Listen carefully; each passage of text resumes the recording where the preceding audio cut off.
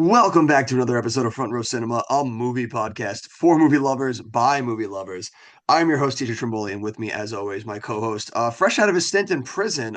Some know him as Coach Carr. I know him as Mr. James O'Reilly. Whoa, whoa, whoa, Jesus, dude. What the fuck? That's, that is like way out of bounds. I thought that would be a good one. I mean, I guess it depends on if you're the one being called. It's called Coach It all Carr. depends on your perspective, I guess. Coach Carr let go of the teenage girls. Yeah.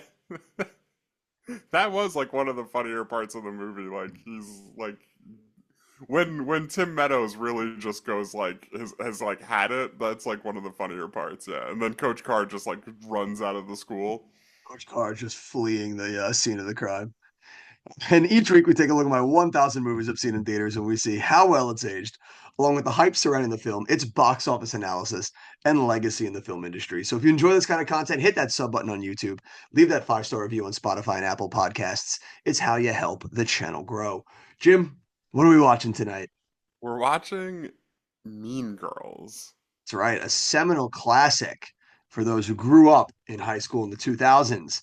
The 2004 comedy directed by Mark Waters, written by Tina Fey, and starring Lindsay Lohan, Rachel McAdams, Amanda Seyfried, and Lindsay Chabert. Chabert, right? Is that what it Uh is?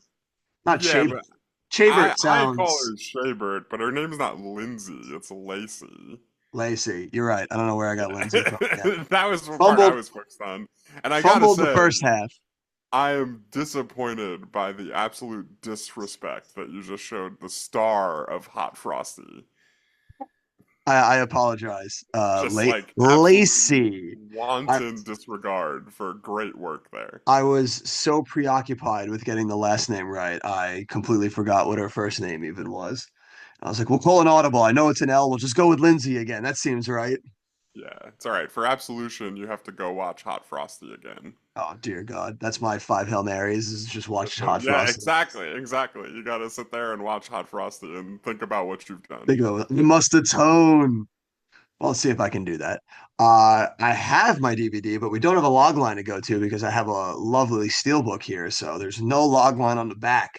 So we must turn to the internet for the due diligence of a log line here, Jim. And it reads Cady Heron is a naive teenager who transfers to an American high school after years of homeschooling in Africa. Heron quickly befriends two outcasts, with the trio forming a plan to exact revenge on Regina George, the leader of an envied clique known as the Plastics. Nice. There we go. Short, sweet, and to the point. That's classic right there. Now, Jim, it is a momentous occasion here at Front Row Cinema. We touched on it a little bit If the you tail say end of so. last week, but we're finally diving into a time when we went to the movies together. We know we went. We've got the memories of going. We now can link together on our memories of seeing this movie. So, when you say we've got the memories of going, I think you might be like being a little bit ambitious here. Because don't take this personally. I do not remember seeing this movie with you in theaters. Like, I trust you that I was there, but like I Oh literally my have God. zero memory of seeing this in theaters with you. Throws my next question all out of whack was I was very interested to see the different perspectives of what we each took of the memory of that day. And I have none of that from you this week, as you have a Well, zero memory of that day. I'm unless like something like unless there's something specific you remember that like is like memorable, I guess. Like what are your memories of it? And let's see if I can kind of like be jogged here.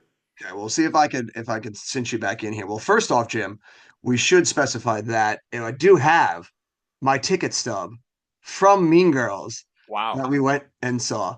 And if nothing else, I do have my handwriting on the back that day of everyone who went to see the movie.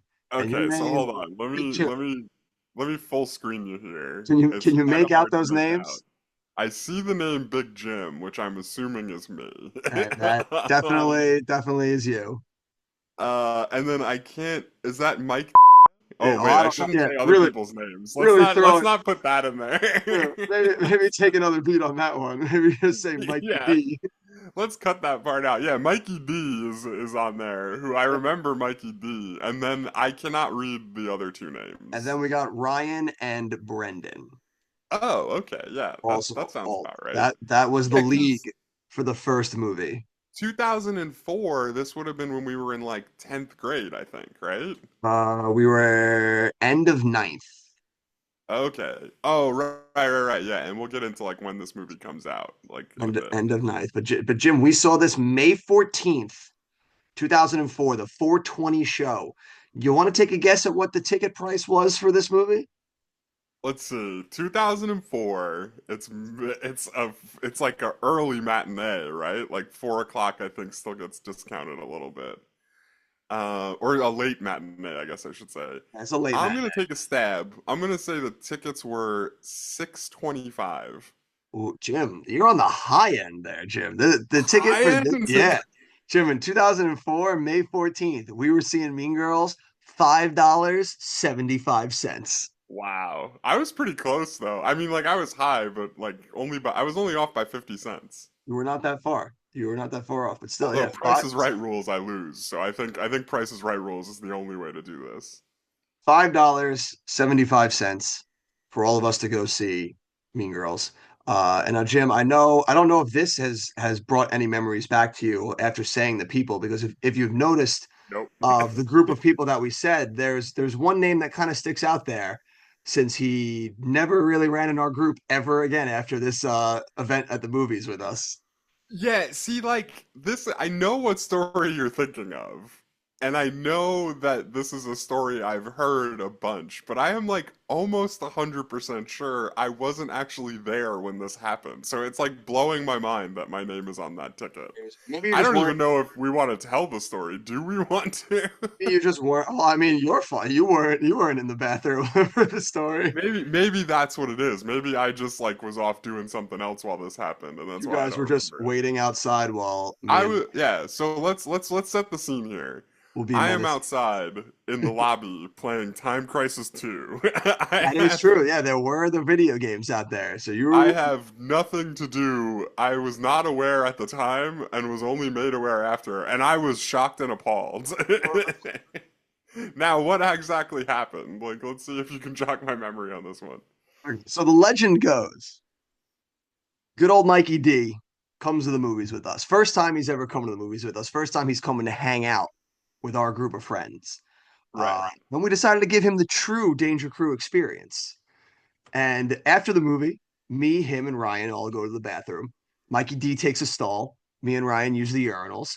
And me and Ryan finish first. And Mikey D still going in the stall. And we had the funny idea to go stand on the toilet in the other stall and peek over into his stall while he was peeing. And then That's not, make silly sir, that jokes is out of it. not funny. There's nothing funny about that. I'm pretty sure it might even be a crime. Like, There's no privacy in our group of friends, that's for sure. And then Mikey D never came to the movies with us again yeah, I after. was gonna say, I'm like, I remember the part where we don't see Mikey D at the movies anymore. Like, Mikey D and decided, you now know it what? all makes sense. You know what? Maybe this group of friends is not for me. And honestly, it was probably a good move on his part because it got a lot worse than that. Yeah, I mean, Allegedly. all Allegedly. times, yeah, I don't know anything about it. I was a big Time Crisis 2 fan, so I was playing it a lot back in these days. It's like funny, whenever something weird went down, I always just found myself at the time crisis machine. Yeah. Just never saw any of that in person. Yeah. No, But so yeah, that's interesting because like the first movie I remember going to see with you and our friend Ryan specifically, and I know there was other people who went to this too, but I remember that you two were definitely there. I remember seeing The Incredibles with you guys was the first one I can remember, and I'm that's pretty sure that's not too long after this. Like it's probably the that's same summer. oh no. Incredibles was November. Oh, of what Yeah. year? It's of 2005? 2004. No, 2004. Oh, so it's like I see, right? Because school years don't follow like the actual year. Like it's the Yeah. end of the same year. Yeah. So we saw The Incredibles on November 5th, but it is the same year. But it's not till November. That's that's the first movie I like for sure remember seeing with you I for guys. sure remember. Interesting. I Interesting. have You I blocked. also have I also have a feeling that there's gonna be like at least a couple in between this episode and that episode where I'm like, are you sure I was there? Like, no way. We got you're blocking out a whole summer right there. You must have been playing a lot of Time Crisis. Yeah, yeah, yeah. A lot of Time Crisis, missing out on a lot of absurdity that was going on while we were watching movies. But yeah, we started our journey here watching Mean Girls, and what a momentous time it was. We picked a great movie that went on to stand the test of time. Huge franchise that Mean Girls is now. So let's turn it over to the box office and see what kicked off such an illustrious franchise. Numbers, dates, numbers, numbers, dates, array, dates, numbers. Show me the money. All right. So, Mean Girls is going to come out the weekend of April 30th through, let's see, May 2nd. So it's like comes out a couple weeks before we go to see it. And Mean Girls is going to win before it even starts. It's going to open against a $17 million budget. It's great, fantastic, Yeah, fantastic right. budget right there. And it's like it's maybe become one of my favorite parts of doing the box office is just seeing like who's getting the most bang for their buck. And like we've seen some budgets where we were totally scratching our head. And this one, $17 million, and it's like way better than most of those movies, right? So just like Absolutely. kudos to them for keeping costs down and Well, also making a great movie. you're also catching a lot of stars before they become stars. So they're not Yeah. costing a lot of money. Right, right. Like Rachel McAdams, this movie kind of puts her on the map. Even Amanda Seyfried, it kind of puts her on the map. Yep. Lizzie This is really the Kaplan. first movie I can think of that Tina Fey is in. Like, I know she's probably big on SNL at this point, but this is probably the first movie I can think of where she's really like a star in it. For sure. Um, but anyway, opening weekend, it's gonna open number one with 24.4 million. Oh yeah, right there already. You're making your budget back, and we're falling at the number 41 spot on our list, just behind Doctor Dolittle 2's 25, but ahead of How to Lose a Guy in 10 Days 23.8. So you're beating out the opening weekend star power of McConaughey Hudson. It's a win right there. Oh, is that Laws of Attraction? Is that McConaughey and Hudson? What? It said How to Lose a What? Guy in 10 Days. Oh, okay. Sorry, I misunderstood what you were saying. I was about to go into the other notable openings, and I was like, "What movie are Matthew McConaughey and Kate Hudson Oh, in?" Like, on our list, not swing and a miss. Drink another fan. yes, swing and a miss. My bad. No, so but some other notable weekend openings that weekend. Coming in fourth place, Laws of Attraction with Oh, 7 million, which I never heard of guess that. does not star Matthew McConaughey. Definitely not. Um, Wait, are you sure? Definitely not? Hold on. That's Julianne Moore? Laws of Attraction is Julian. Yeah. There's no way a McConaughey comedy in the early 2000s doesn't open at number one. I mean, I guess. Oh yeah, okay. So it's Pierce Brosnan is the other person There in you Lost. go. There you go. That tracks a bit more. Yeah, the poster was very tiny. For a second, I got hopeful. It also opening that weekend, down in fifth place, a movie I've never heard of called Godsend with 6.9. Never heard of that. And then down in sixth place, this is a movie that I definitely saw in theaters. And now that I think about it, I might have seen it in theaters with you. Do you remember the movie Envy? I'm pretty sure this is like Jack Black and And Ben somebody Stiller. else. No, Yes. we didn't see this in theaters. We watched it at blanks. Remove myself. We didn't see this in theaters. We watched it in Ryan's basement. Okay, gotcha. That makes sense. Um, yeah, so those are the only notable openings that weekend. Nothing else that really. I mean, I don't even remember what all of those are, let alone whatever came down here in 16th. Oh yeah, if you're opening at 16th, there's sorry. It's gonna beat out Man on Fire, which is the second Oh, week down in second place that's a good with movie. 15 million. What are your thoughts on that movie? Because we're never gonna do it because we're already locked in on The Passion of the Christ for my round. I What are your thoughts on Man on Fire? actually really like that movie. Yeah, it's pretty cool. Yeah, I did that movie. Then it's Denzel Washington, very badass in that movie. Great young Dakota Fanning performance. That girl just owned being like a child actress. Like, there's probably no bigger child actress from our generation than Dakota Fanning. Yeah, no, definitely not. And it's interesting because, like, at the time, I was probably, like, not quite in on Tony Scott, which I'm pretty sure this is a Tony Scott movie, Men on Yes, Fire. it is. Um, like, that weird, like, thing that Tony Scott does in seemingly all of his movies, Oh, where, yes. Quick edits. yeah, right, those, like, quick edits where, like, somebody's, like, walking across the street, but they don't just, like, walk in a straight line. They, like, jump ahead 10 steps and then back 2 steps and then Yeah. like it's like all these like really quick cuts. Like I would have hated that back then, and I'm kind of more of a fan of it now that I realize Oh, it's just kind of like Tony Scott is the his only one who style. does that well in movies. It's like his like calling card almost, you know? So He loved that. He loved those quick cuts. yeah, it also has like one of the great Christopher Walken lines of all time where he's like, this is gonna be his masterpiece. Oh, Like, can always count on Christopher Walken for a classic line or two. yeah, It's a right. big bounce back for Dakota Fanning after Cat in the Hat. Yeah, yeah, true, right. And then down in third place, 13 going on 30 is also in its second week.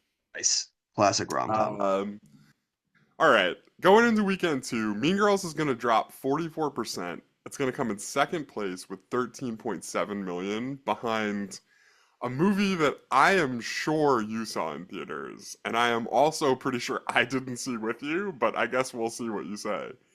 I am going to guess our next episode is Van Helsing. Oh, Jim, you bet your bottom dollar it is. A movie that I really wish didn't exist more than ever right now. But I don't.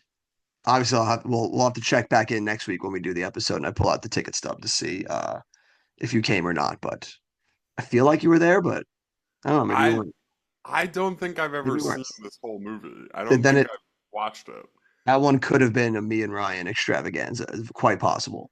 Yeah, because I tried watching that movie like a few months ago, like probably like maybe close to a year ago now, and I only made it about halfway through, and I remember not really remembering like like it's the kind of thing where I was surprised by like small plot points, which doesn't seem like something that would happen if it was what I've seen before. Like usually I'd be like, "Oh yeah, I remember this, and this happens." And this one I was like, "I have no idea what's going on." So I'm pretty Gotcha. sure I wasn't there.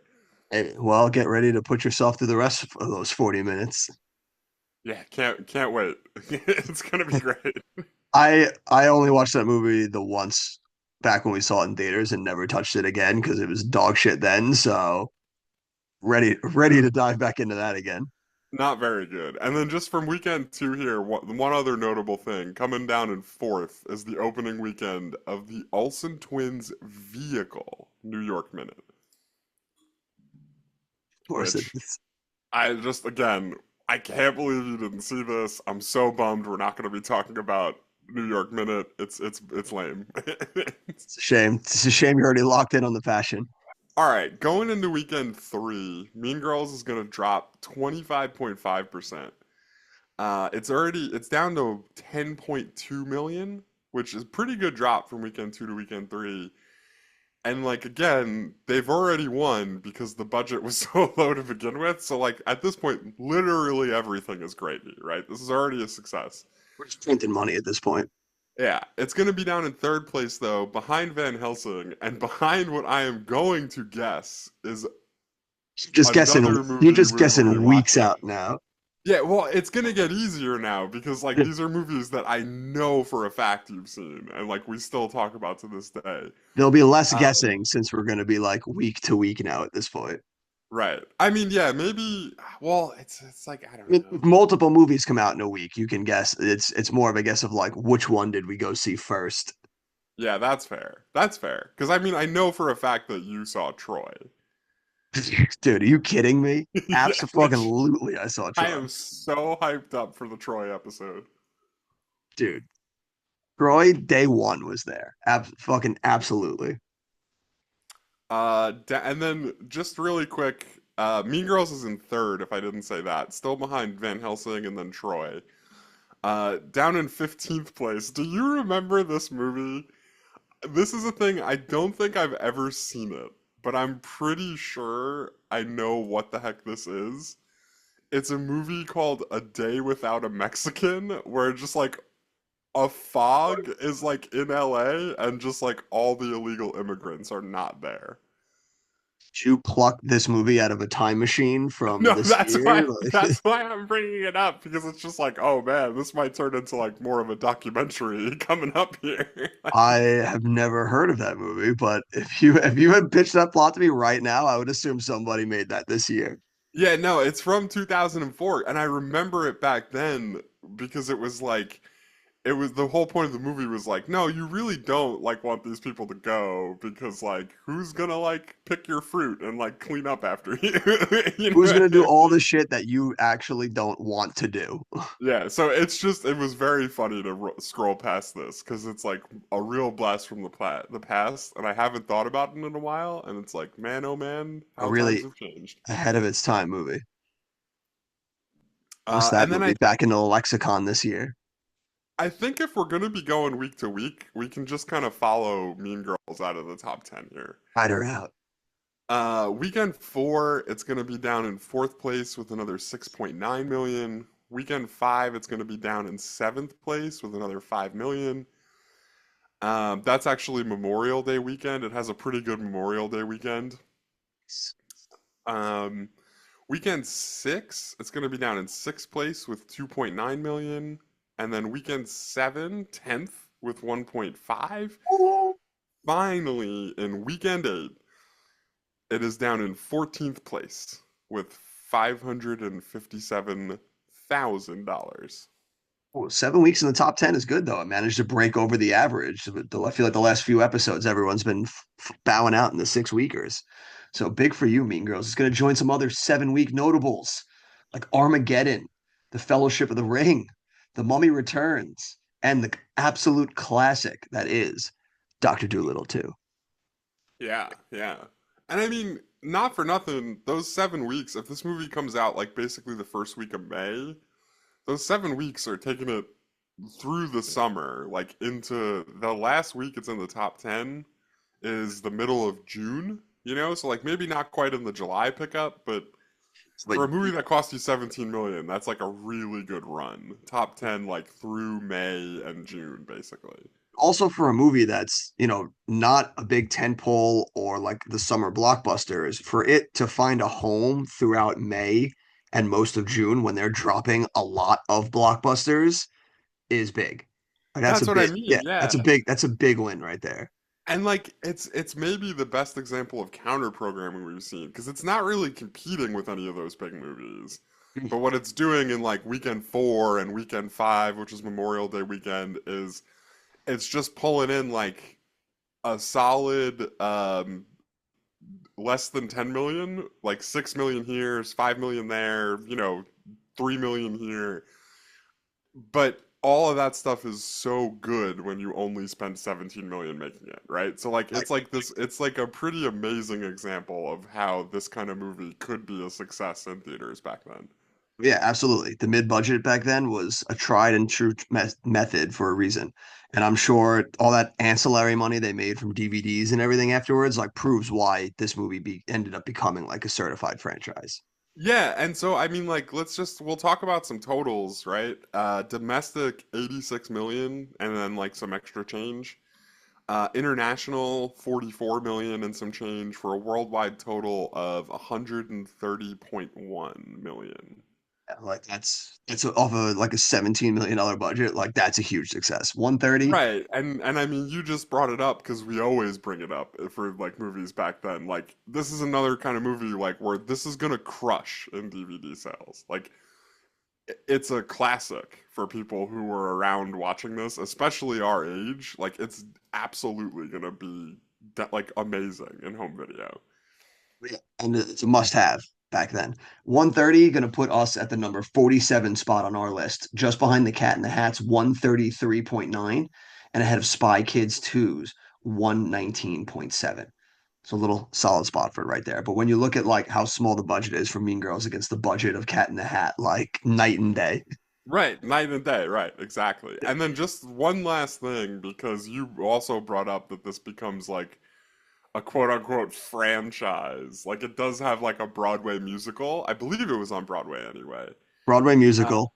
and then that movie, that musical gets made into a movie, kind of like surreptitiously, which is my favorite part about musicals these days, is they're always like, surprise, it was a musical. They're like, hey, hey, hey, um, guess what?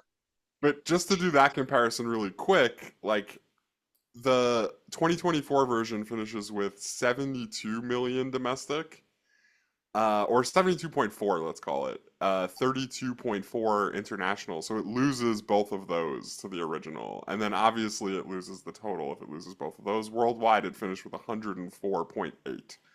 Wow. So yeah, with couldn't even compete with the original run. Like that doesn't even include whatever the 129 is adjusted for inflation. Like Right, right. It couldn't even compete with the original run. And then, I mean, I what was think the it also budget? goes to show you that a movie like Mean Girls is successful because it's good, not necessarily just because it has the name Mean Girls attached to it. Like, Yep. and the way that it was successful, it needed to be good. Like, it needed to have like a pretty strong opening against its low budget, but then have like word of mouth and become more of a classic that people talk about and really enjoyed for it to stick around for those however many weeks. What was it, 7 throughout the summer? Which I think that the one that just came out last year was ultimately very forgettable. And like, if we weren't doing this episode, I probably would have already forgotten it happened. Well, the original also had just staying power, whereas and we're still talking about it today because it had that good word of mouth that kept it going, kept it being a classic because it's just a funny movie. Whereas the 2024 one, while not like a horrible movie, doesn't do anything to differentiate itself or make it worthy of staying within the zeitgeist however many years later. Like I think people forgot about that movie by the next big movie that came out. Right, right. How are the songs in it? Because I feel like that's really the only place it has any kind of room to beat the original I don't even and remember. like kind of like stand on its own a little bit as if the songs were memorable and good, which I have a feeling you're gonna say they weren't. I couldn't tell you one song or hum Right. one melody from Right. any of the music in that. So they But did not. They had no staying power.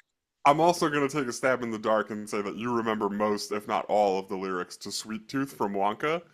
Absolutely. That song. So, See, that so- song lives rent free in my mind, bro. right. So it's like, yeah, like that's another failing, I think, of the 2024 one. Is like, if you're going to be a musical, you better have good ass music, you know? And You I don't need know that. I didn't see it, but I'm imagining based on your reaction that it didn't really make you that need cut. music that's almost like an annoying earworm that just can't get out of your head, and they had none of that. Yeah, fair enough. Yeah. Because even like But Wicked, well, like I wasn't a big fan of Wicked, and I don't think the songs were as good as everyone hypes up. They still had a few songs that were like days later would just pop into my head, and I'd be like, so yeah, it's like that's Defying Gravity is a bop, dude. no Defying Gravity is a bop, but like all the other like outside of that song, none of the other ones really like hit for me. What about Loathing? That, that one is still lives rent free in my head. Like I thought that it had a couple of good songs. Yeah.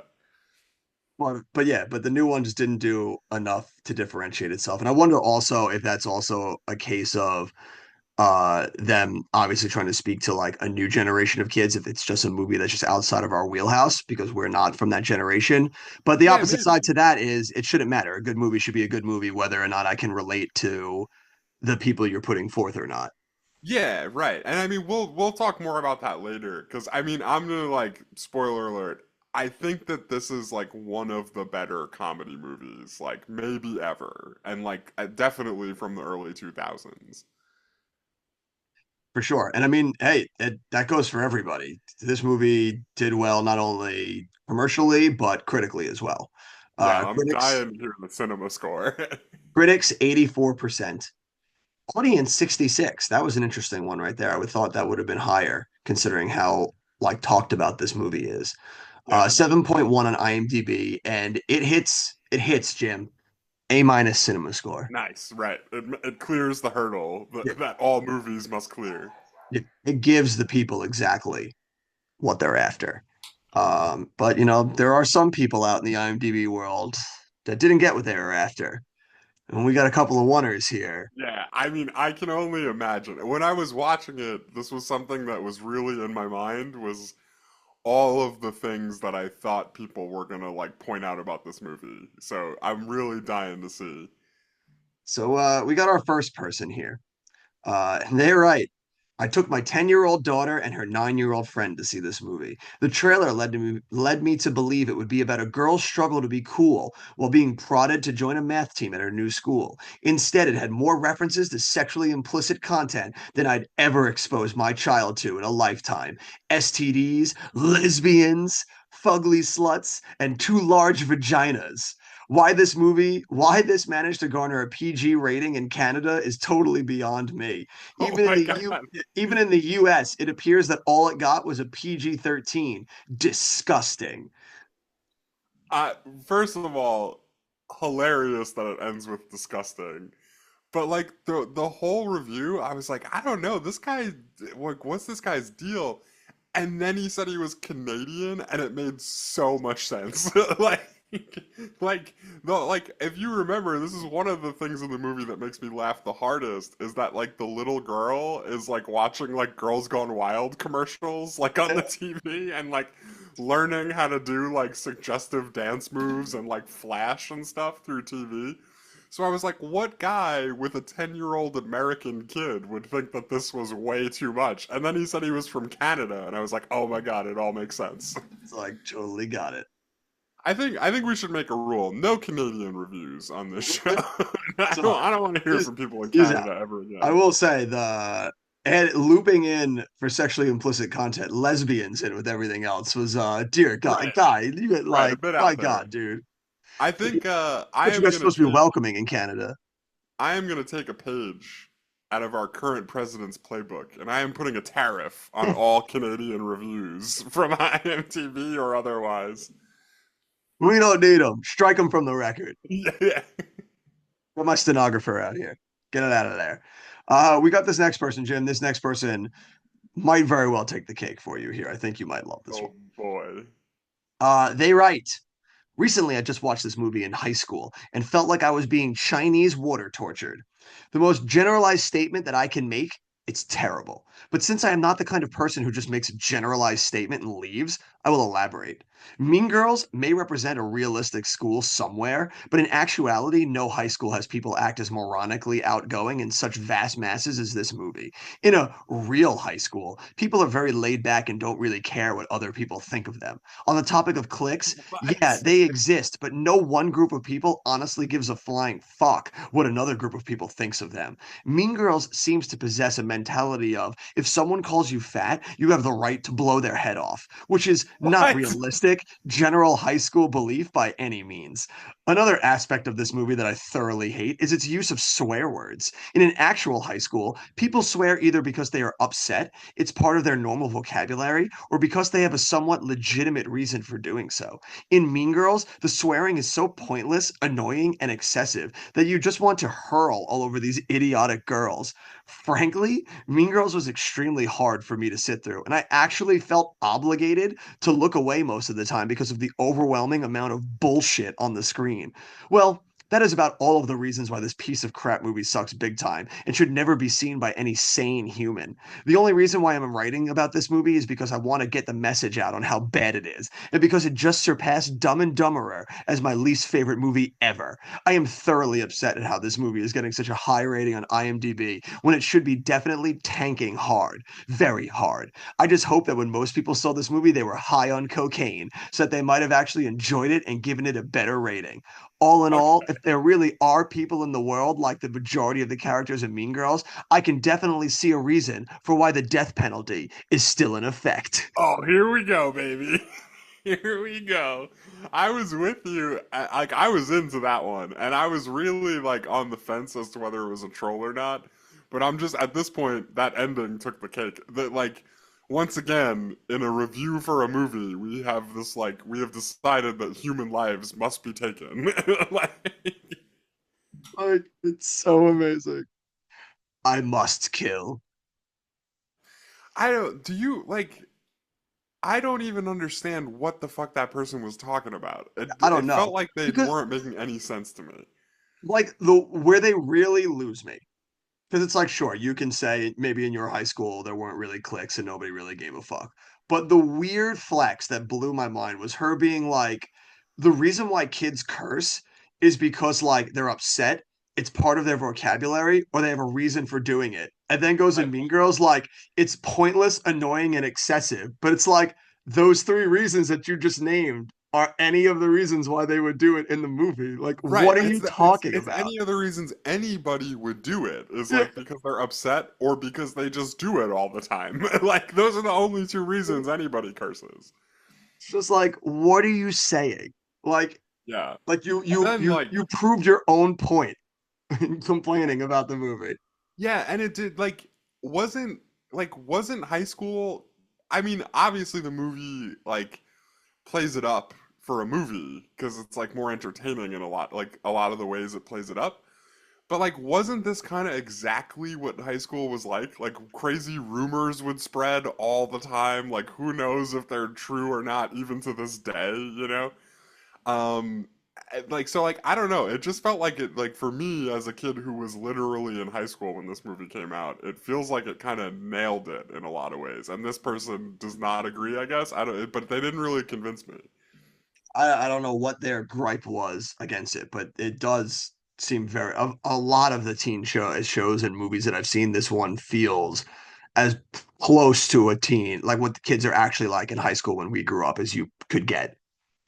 Yeah, and like I said, they definitely exaggerate it. Like it probably wasn't as crazy as this movie was, but it was like the core of it was there, I thought. Like it's all it seems pretty on point for me. So that Down person to like down to like the specific like weird clicks that they had. Like I feel like we had all those clicks in our high school. definitely. Absolutely. I feel like that review was written by Regina George and she was just upset that she was called out. Yeah, that was kind of what I was thinking was like that we have a mean girl who was like, "Hey, this shit's serious. Stop making fun of it." That one hit a little too close to home for her. It touched a nerve. I also like thought it was interesting, like if this is really a high school kid and they're like, I hope everybody was doing cocaine so they could actually enjoy this. It's like maybe you just have a cocaine problem. I'm not sure. Maybe seek help, whatever your what your name was. I don't remember. I don't remember what her name was, sorry. But yeah, maybe seek help. We got this next one here, Jim. It's gonna hit a couple nails on the head for you.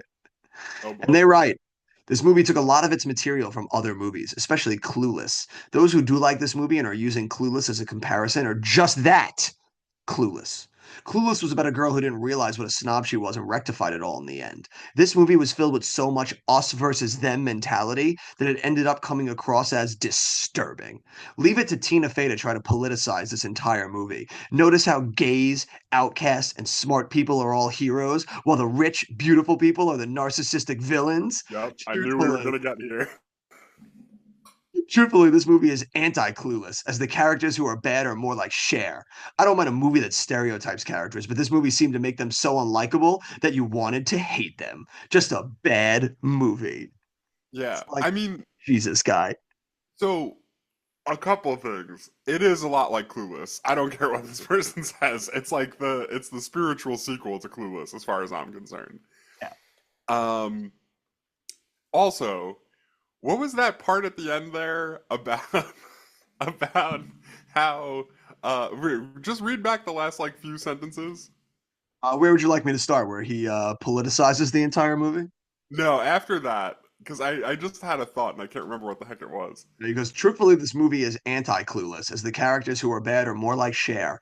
I don't mind a movie that stereotypes characters, but this movie seemed to make them so unlikable that you wanted to hate them. That was it. There you go.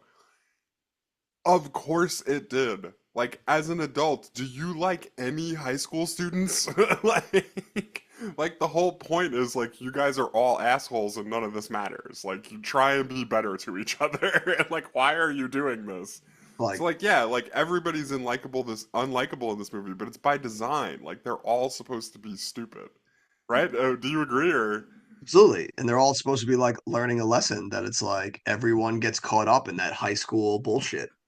Right, right. It's like one of the better examples, honestly, where like the the setup for the middle of this movie is so well done, and it kind of does get you on Janice and Katie's side.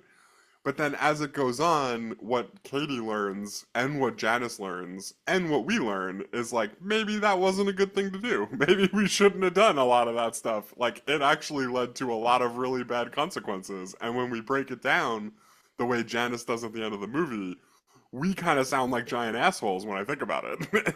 An eye for an eye turns the whole world blind.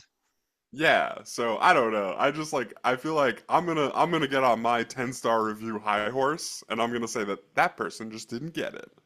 Absolutely did not get it. And we have one last person here, Jim, full of the one stars that might also not have gotten it. They write the most disgusting, vulgar garbage I have ever seen. Disgusting, vulgar, inappropriate garbage that I am shocked is presented to human beings. What a corrupt society. Anyone who can enjoy this movie enjoys perversion, vulgarity, and outright garbage, full of sexism and Guilty as unreal charged. full of sexism and unreal made up trash that does not exist in high schools at all. The entire story is perverted, enough to ruin any decent person's mind. On what basis this crap is presented to an older youth is beyond me. It is very sad that anyone in the world would watch this disgusting load of crap, let alone older youth. This is a perverted crap movie like so many others that are rampant in this equally disgusting world, so it isn't shocking that so many people would actually watch this movie. I saw about 5 minutes here and 5 minutes there. And after every second of perverted crap, I just left. What a Wow. corrupt world. Where did they see 5 minutes here and there and then just leave? Like what were they like at the fucking mall or something? Like what are you talking about? I don't know. But like it's so like fucking perverted crap.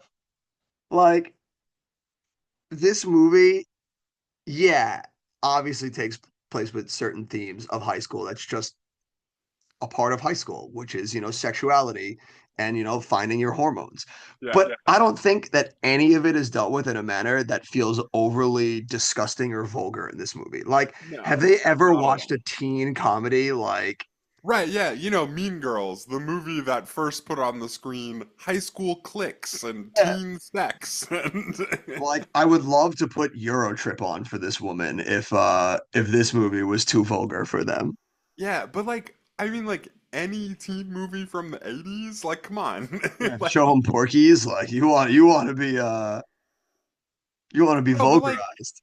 not even like Porky's is a movie I haven't seen and I probably never will see, and I think that like we can both agree it probably is very much of its time and like has no value for us to watch it these days, right? But like think about a movie like Fast Times. They're like teen movies have sex in them. You know what I mean? Like that's not something Mean Girls invented. Like that's not like it's not like we should be watching this like so disgusted at the boundaries they're breaking. It's like this is like what teen movies do, like for always, right? Such an interesting form of repression for certain people as they get older to like completely want to hide that away from like the kids of the next generation, even though I every kid grows up doing it. yeah. Like I have sex a is just theory. a part of high school. Like it's just you're figuring out who you are in the world. Like it's a Right. part of what's going to happen. Like, And this is the really important part. Even if you're not getting any of it, it's still a big part of high yes. school. Like, Oh yeah. So you think a lot of these people commenting these are ones that didn't get any in high school and they're just been holding a grudge ever since? I don't know if I'm saying that. I'm just saying like you could even be like a goody two shoes kid and like the idea of like sex and sexuality is a big part of your experience when you're like 16. You know what I mean? Like whether like no matter what your relationship to it is, like it's a thing that's important to you, you know? Discovering it, figuring out it in your life is a part of being a kid. My theory is that this is the production code guy again, and he's just got like a bunch of different like sock accounts where he like goes on and like makes arguments like, He's and then back in the 50s, teens did their chores, and he's like, I will get the Hays Code back if it's the last thing I do. yeah, there's like some coordinated effort here. I think we should do like an analysis of some of these comments and see if there's Yeah. similarities. We have to find like his sentence structure and like we really hammer him down. We Zodiac it. We really get to the bottom Yeah, of it. right, exactly, exactly. And then we got a one or two tenors. The tenors, crazily enough, the tenors are pretty in line this week. They were not too out of control. Ooh, There was not interesting. too many of them that went wild. It's Uh, almost like maybe this is just a movie that deserves it, question yeah, mark? I don't. So we'll look at one or two of these and see if maybe they're right on the line or if they went a little bit over. This first person writes, "This is the most original teen movie ever and the funniest movie of the year by far. I have never been blown away by a teen movie like this. Tina Fey wrote one of the most brilliant movies ever. This movie is something that all the awards people will pass, but they shouldn't. What I loved so much was how Tina Fey got into the high school mean girls and how they really act. It's over the top, but it works because there's truth behind all the crazy and zany things in the plot. The film was just a wonderful achievement, and I'm glad it was made. And when it comes to awards season, they should get off their asses and give it its flowers."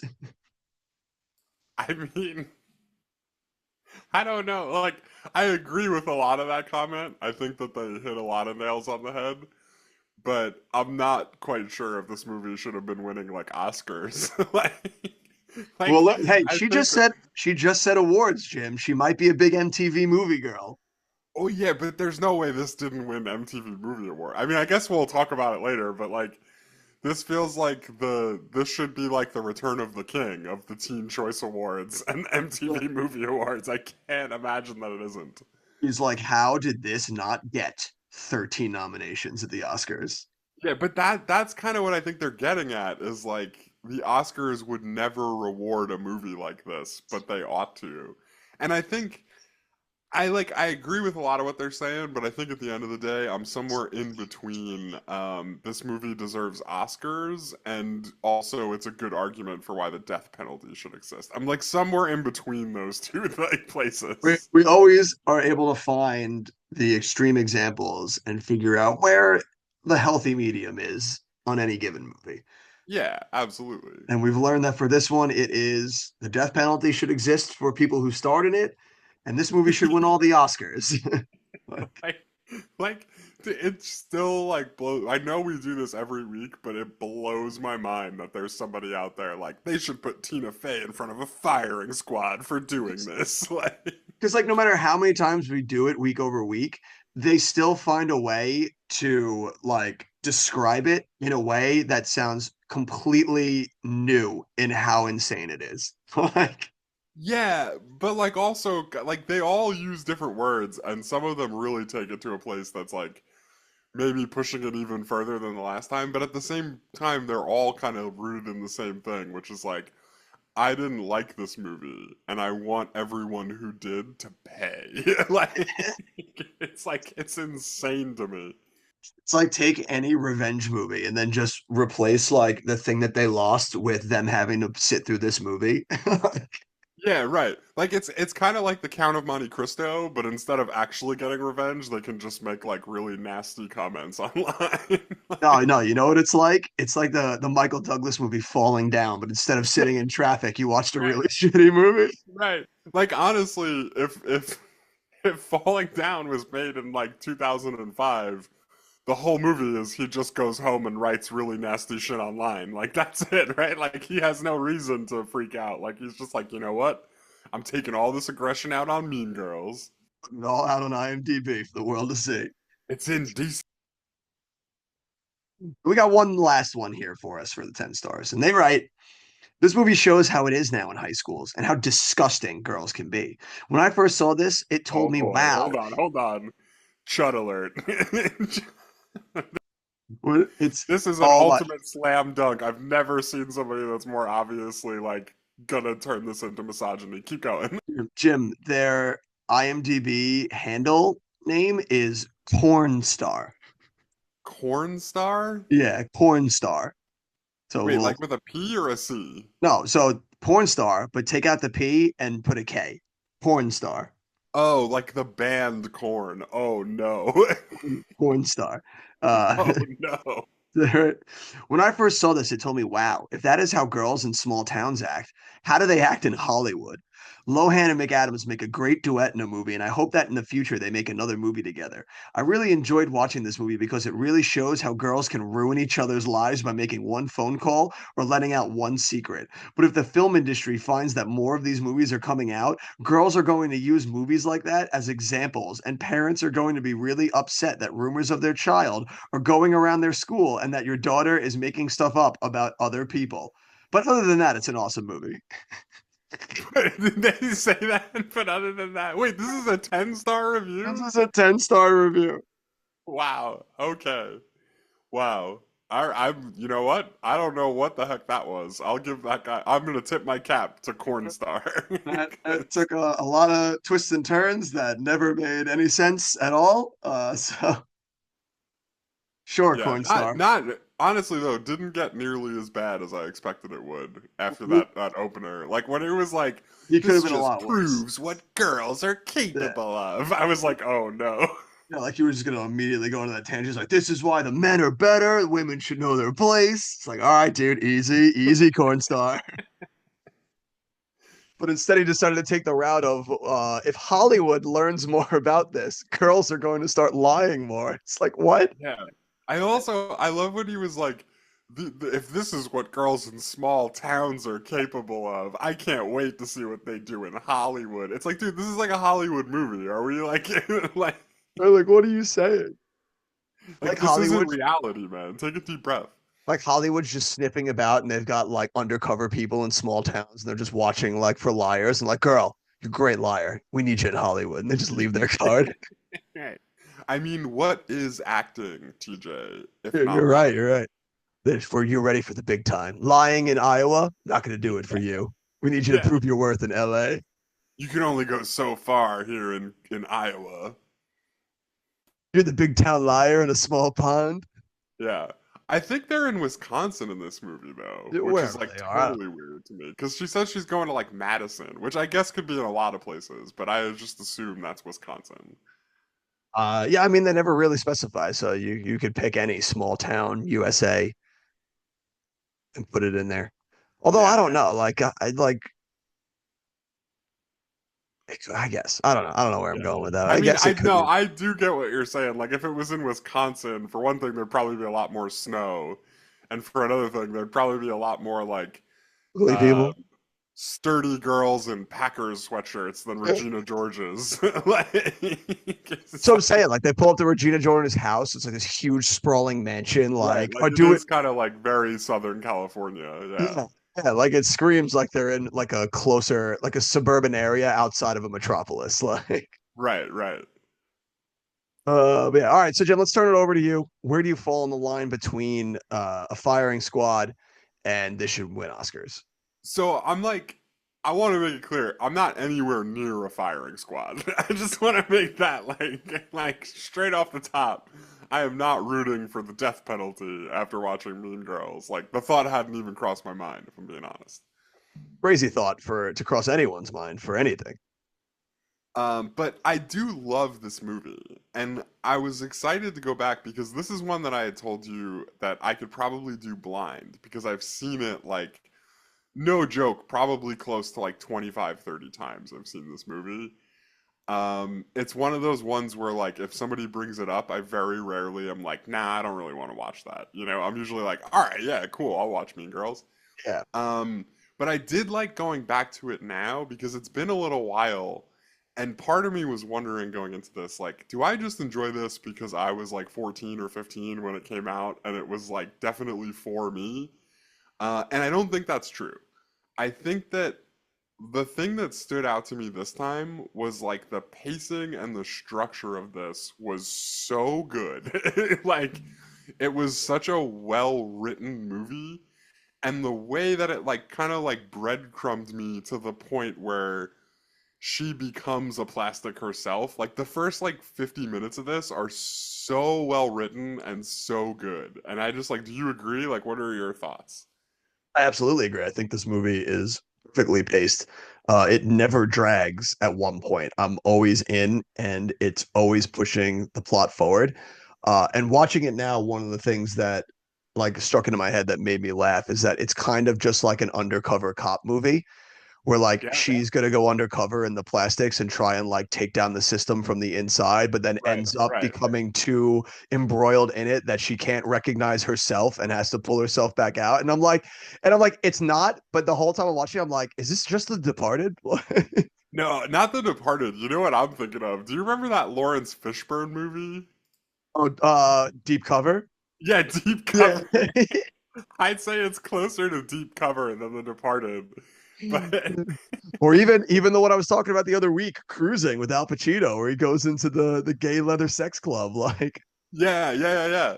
But no, I love how one it gets into the idea of her upending these plastic people's lives like within like 10 minutes. Like she's at that lunch table getting like inaugurated into the group, right? And I love like more like maybe my favorite part of the movie is when she's first hanging out with them and she's sort of undercover, but she's not really like bought in yet. And it's like obvious that Janice is the one pushing this whole thing, you know? Um, she's still kind of trying to find her place, but she has only these two friends who are definitely not looking out for her best interest whatsoever in the beginning of this movie. Like she meets them, and within 5 minutes, she's cutting classes, and God only knows what else, you know? yeah. Um, but like, I love that part where they're kind of pushing her into it, and she's doing it because she doesn't really have any other friends, and she doesn't really know what else to do besides do it. And then she's at the Halloween party, dressed up as the witch, and Regina George finally does what Regina George does, which is she totally fucks with people's lives in this very underhanded and sneaky way. And I that's like maybe in any teen movie I've seen, that's maybe my favorite. Like, all right, we're breaking into Act Two. She's on board. She's trying to destroy these people's lives. And then they have like this really great structure for what happens to the beginning of that, where they have the blackboard of the three things that they're trying to take away from her. You know what I mean? Like, and the way that that progresses and the way that they like knock those down one by one over the next like 25 minutes or so. And also the way that Lindsay Lohan's character is going from somebody who wasn't into doing this at all and kind of knew that it was wrong to like she's so deep in it now. She's like Larry Fishburne in Deep Cover, like she's like doing coke and she's like I don't even know if I like this. Is this really what I want to be? Like I don't even know who I am anymore, you know? Throwing So just like parties.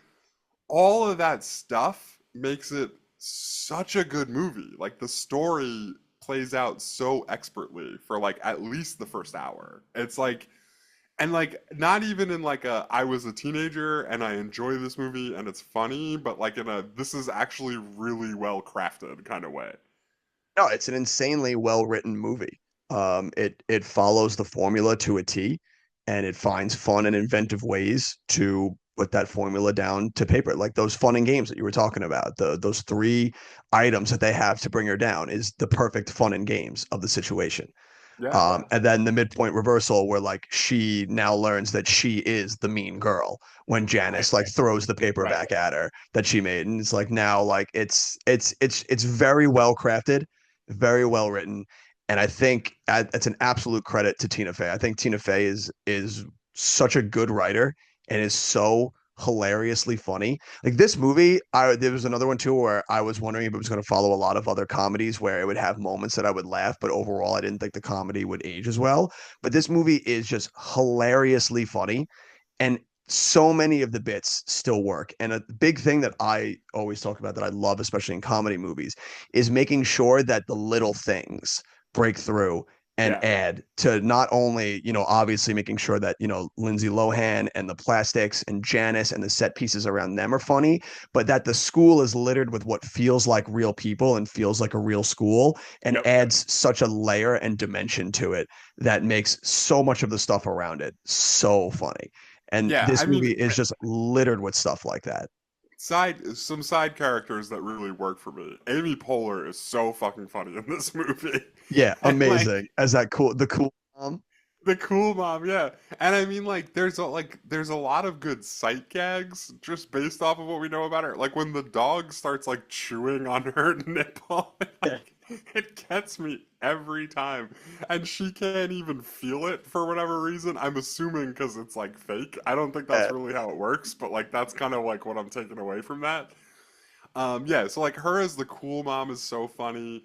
The little girl watching the TV is like one of the funniest things ever because that felt so real back then. And I don't know if it's still real now. Like I would imagine it probably still is. Like I'm sure they're seeing things like TikTok dances, I'm sure are just as suggestive as the videos that that girl was she's watching, you watching. know? Yeah. Well, because back then Um, she's watching like the rap videos, and now today they're still doing that on TikTok. It's now just like twerking and stuff like that. So it's right, still right. absolutely a thing.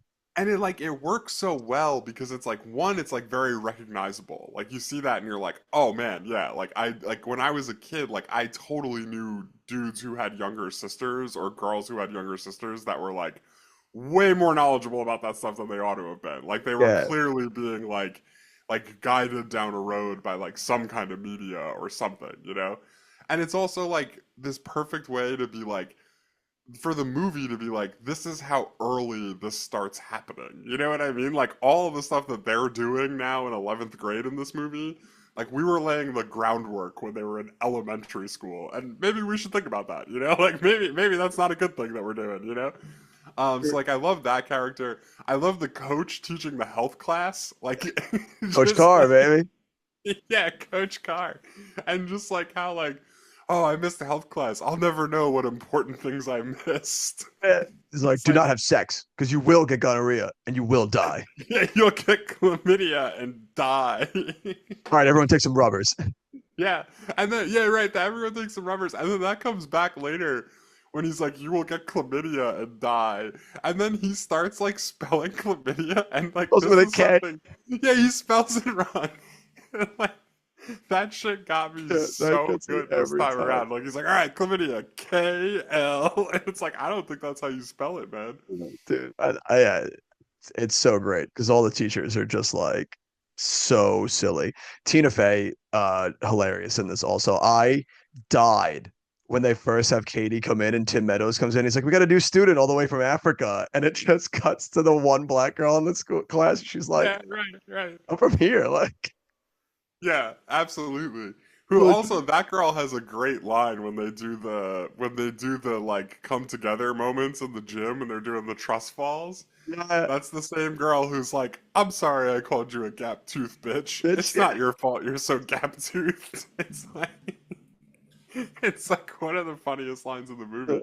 That's But yeah, and it's still, another one that yeah, part you're talking about is another example of like there's like a like subtle racism that's happening there, but the reason it's funny is because the joke is on Tina Fey, like for just assuming that that's the girl from Africa. Like she looks like a moron in that scenario. like it makes her look ignorant. Like it's Right, right, right. So it's funny, but not because it's actually taking the piss out of anybody. It's just because it's like, oh, like you anybody would easily make that assumption, and boy does she look like an idiot yeah, now. she looked like a moron for it.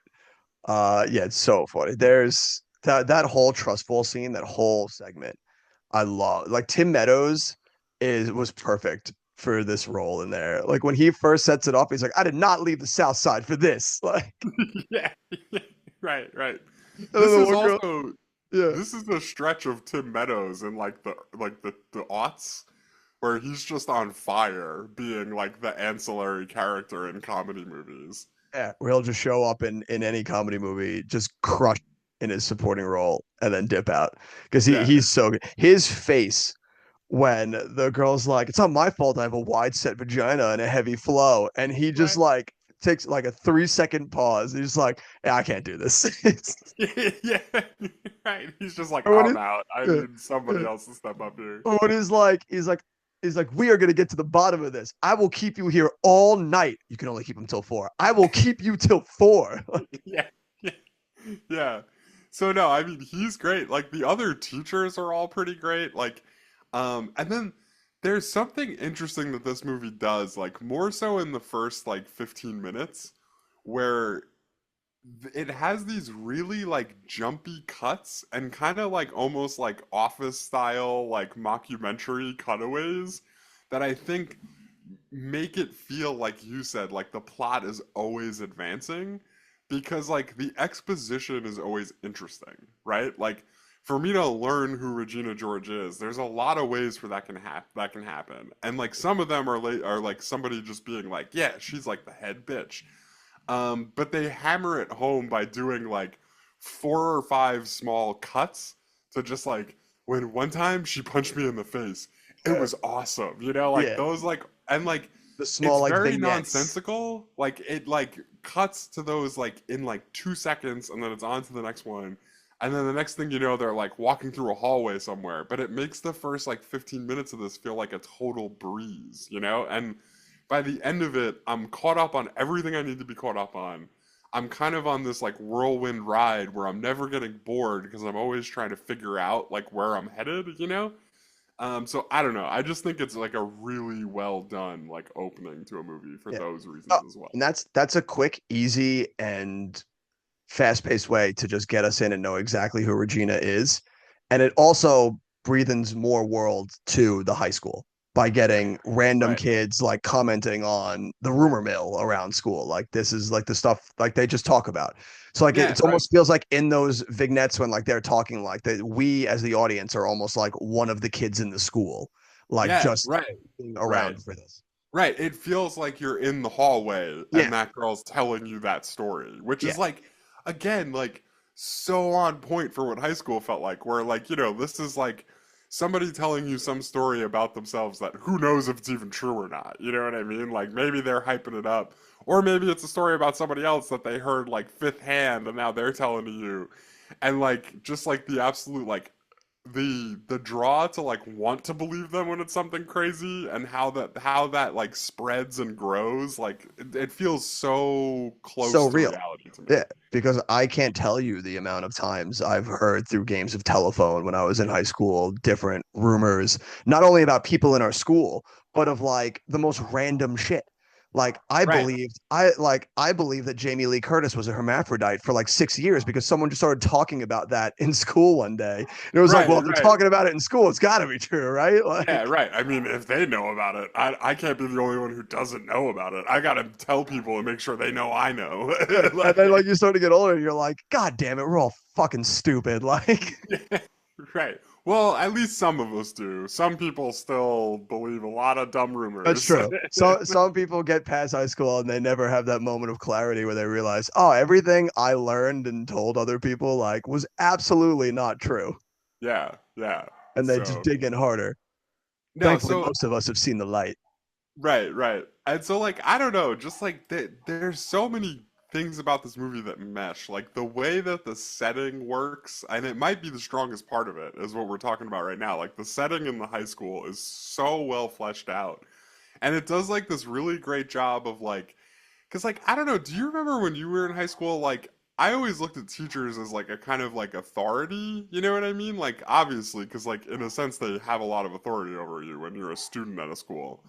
But like looking back, like they're really just like adults, and like it's not shocking that they're some of them aren't doing so well, and maybe they have to like work at like a bar Uh, at night. You know Dude, what I mean? Like very, very prescient of this movie to show teachers getting underpaid and having to work like 9 jobs to make ends meet. yeah, and but there's something that makes it work extra well when you put that in this movie. Because like a lot of what I think that Lindsay Lohan learns by the end, and especially the interaction she has with Tina Fey by the end, is like Tina Fey's like, look, man, I'm just like a person. I'm trying to like fucking get through this shit. Can you not make this so difficult? You know what I mean? Yeah, Like I need a second job. I'm not super happy about it. It actually kind of sucks. Maybe don't make fun of me in the fucking hand cream store about it. Like, you know, the like show fucking me burn some book. decency. Yeah, no, for sure. It is interesting because that is something that again that I feel like as you get older you start to contextualize is realizing that most of the other adults are just people that are just trying to figure it out, same as you. But when you're a kid, you don't really understand that yet. You just think that like when you're a kid, Right. you think that there's going to be an age that you'll get to where suddenly like it all just clicks together and you're like, "Oh yeah, I understand like the world. Now I'm an adult." And then you get older and you're like, "No, that's not the case at all. We're all just Yeah, kind of just right. fucking It's about not like hoping that. for the best." Like most of the people who are adults are actually kind of blow, and you shouldn't listen to a word they say. Yeah. Yeah. So yeah, no, it is funny how like most of the teachers in here are portrayed like that. I think one of the things that I really like that they draw a comparison to that was an interesting way to play a high school experience was the idea of this girl coming from living in like Africa and in safari and then coming in and kind of equating how life in high school is to like the herds of animals that she would see like out there like Oh, totally. going into the cafeterias, like going to the watering hole or like seeing like how all the different like animals coincide together. Like all those moments where she just equates life to Africa, I think are just make this so unique and so funny at times. Like when she attacks Regina George and like her head and everyone just starts like growling and making like monkey noises at her as if they're like animals is like Yeah. so funny. I take it back. They should have gave the guy who played Aaron Samuel an Oscar, Jonathan Bennett, by the way, an Oscar just for how he portrays like a chimpanzee in that That scene. like facial action he makes Dude, when he's he like behind gets them. so into it. It's so good. So yeah, this is one of the best well-made high school comedies that's ever been put forth, and it's great that they're able to do it too without resorting to like the over like R-rated like we talked a lot about where did the R-rated sex comedy go, and it's interesting now to see like a teen movie that kind of should fall in the R-rated sex comedy but doesn't bother to take that route. They're not Yeah, well, concerned with cause going that route, and there's no need to go right, that route. it never gets into the awkwardness of it or like it's not that kind of movie, which a lot of these teen movies are.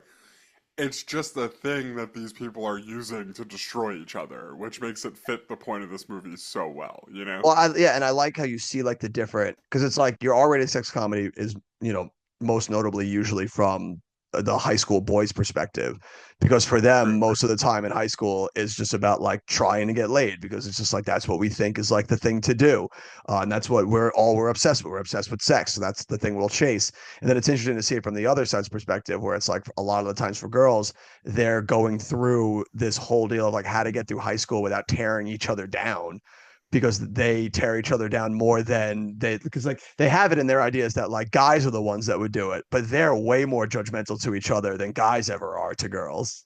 Yeah, right. And I mean, right, Tina Fey makes that point at the end, which is like, you guys doing all this stuff just makes it okay for everybody else to do it too, which is like not good for any of us. Yeah. And then I also think it's interesting because, like you said, a lot of times these teen movies are kind of exploring, like a teenage boy's relationship with that kind of stuff. And Yeah. like, even a movie like that's pretty recent, like, have you ever seen the movie Bottoms? No, but I did want to see it. I just never got a chance to. You should watch it. It's really funny. Like the two main girls are in it are really great. And like it's like kind of absurdist and funny.